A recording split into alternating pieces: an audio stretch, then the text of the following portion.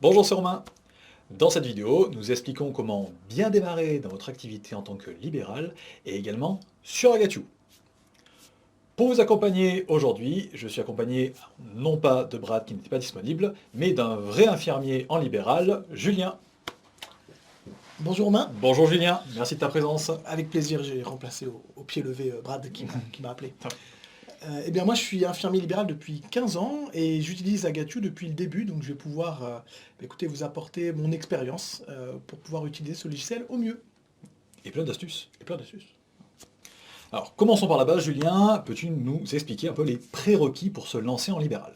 Alors il faut savoir qu'en libéral, vous allez être une entreprise, alors une petite entreprise, mais une entreprise quand même, et à ce titre vous devrez ouvrir un compte professionnel. Alors un compte pour l'entreprise, qu'on appelle compte professionnel, mais en réalité, vous avez simplement besoin d'un simple compte chèque, on appelle ça carte chèque, compte chèque, mais Compte courant. compte courant, exactement, avec une simple carte bancaire, que je vous conseille, et un chéquier.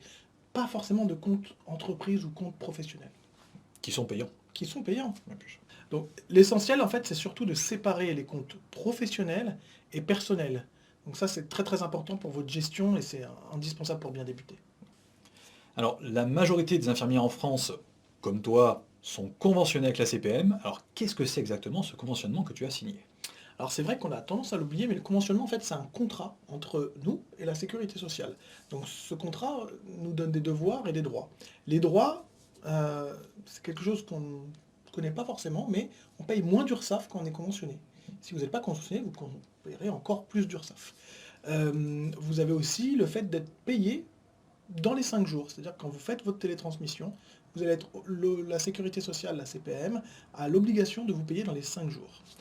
Concernant les devoirs, c'est normal, on a aussi des devoirs, on doit se référer à un référentiel qu'on appelle la NGAP, la nomenclature générale des actes professionnels.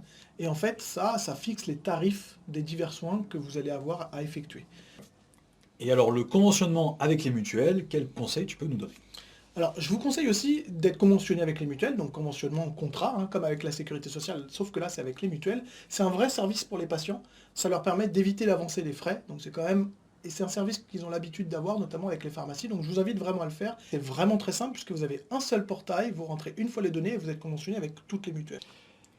On en arrive à la NGAP, Julien. Alors, tu en as un peu parlé avec le conventionnement avec la CPM. C'est quelque chose qui peut être un peu intimidant au début. Quels conseils tu peux donner? Alors c'est vrai qu'au début, ça paraît un peu impressionnant, parce que c'est vraiment un langage particulier qu'on ne connaît pas.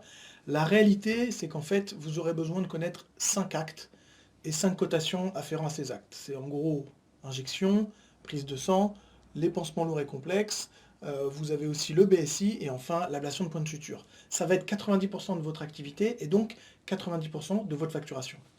À savoir que pour tous les actes un peu spécifiques, moins courants, la nomenclature est présente dans le logiciel Agatio.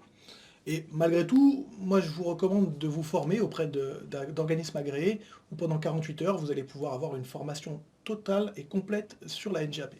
Le but étant que vous soyez payé à votre juste valeur. Alors, maintenant, parlons du fameux lecteur TED. Est-ce que tu l'as bien avec toi en tournée à chaque fois? Toujours dans mon sac. Toujours. Donc le lecteur TED, en fait, c'est un lecteur dans lequel on va mettre la carte PS, qui va rester à l'intérieur. Est-ce que toi, c'est bien le cas? Exactement, c'est la petite carte blanche qui vous est fournie par l'ARS en fait. Et toujours, elle bouge pas. Tu ne la sors jamais. Jamais. Très bien. Et il va servir en fait de réceptacle à la carte vitale. Et à partir de là, connecté en Bluetooth avec le téléphone, eh bien l'application pourra lire cette carte. Donc là, Julien, nous allons voir un récapitulatif lorsque tu vas chez un patient. Tu t'y rends avec ta trottinette en licorne. Tu arrives chez le patient, tu lui fais donc le soin en lui-même.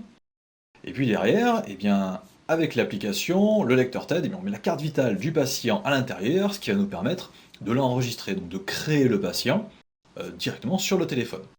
On peut en profiter pour rajouter certaines informations, notamment la mutuelle, en prenant tout d'abord en photo l'attestation, c'est toujours bien de pouvoir la garder dans son logiciel, et ensuite pour saisir la mutuelle, eh bien, tout simplement en flashant le QR code qui est sur l'attestation, ce qui va récupérer toutes les informations de celle-ci. Par la suite, eh bien, on peut commencer à saisir l'ordonnance en prenant d'abord en photo donc la prescription. Derrière, certaines informations sont reconnues automatiquement avec le scanner d'eau, comme le médecin, la date de prescription, et en acte isolé, comme c'est le cas ici, même l'acte. Puisque c'est un acte isolé, eh bien on peut facturer tout de suite.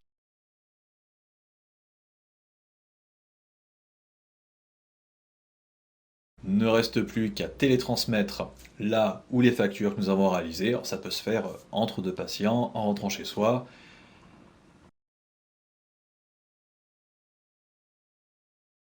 Et les factures sont automatiquement dispatchées aux différents organismes pour recevoir les paiements par la suite.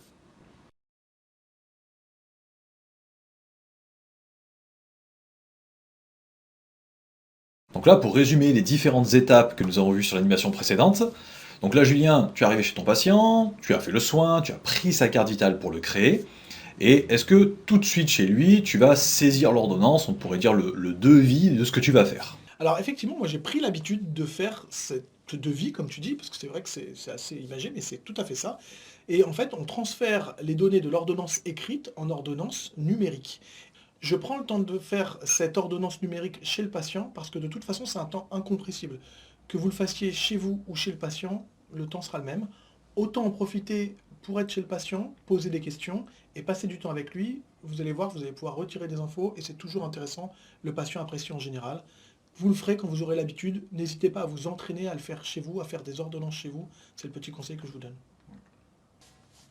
Dans un premier temps, en fait, je prends en photo l'ordonnance et avec la fonction OrdoScan, ça va permettre de remonter automatiquement les données du médecin et la date de prescription. J'ajoute ensuite donc la cotation et mon ordonnance est faite. Donc vous allez voir qu'avec l'habitude, c'est vraiment rapide. Si c'est un acte isolé, comme sur cet exemple, je vais faire l'ordonnance et facturer dans la foulée. Si par contre c'est un acte en série, comme un pansement tous les 2 jours, par exemple en 15 jours, moi de mon côté, je vais facturer à la fin de ma semaine de travail. Et pour ceux qui ont connu l'ancêtre des lecteurs TLA avant que TED arrive, il fallait auparavant faire la facturation en 2 étapes. D'abord facturer et ensuite sécuriser, c'est-à-dire préparer la feuille de soins et la signer avec la carte vitale du patient. Maintenant, l'action est regroupée, on facture et ça fait les deux d'un seul coup. Ce qui fait que notre facture est tout de suite prête à être télétransmise. Donc pour rappel, qu'est-ce que la sécurisation? La sécurisation, c'est la mise en contact de votre carte CPS avec la carte vitale du patient.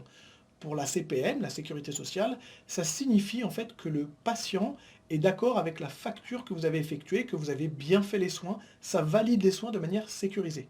Vous pouvez néanmoins ne pas utiliser la carte vitale et ça s'appelle dans ce cas-là le dégradé.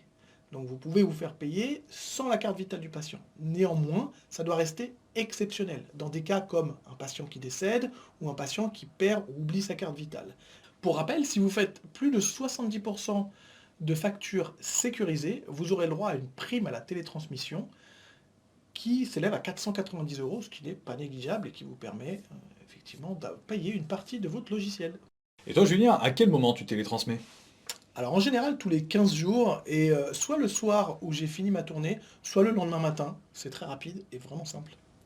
Nous arrivons à la fin de cette vidéo. J'espère que nous avons bien aidé et donné de bons conseils pour votre installation en libéral. Nous continuons de vous accompagner via notre chaîne YouTube avec plein de vidéos tutos sur les différentes parties de votre logiciel. Merci Julien. Merci Romain. Romain. Je viens d'avoir Brad Pitt là au téléphone, c'est bon pour la prochaine vidéo. Impeccable. À très bientôt.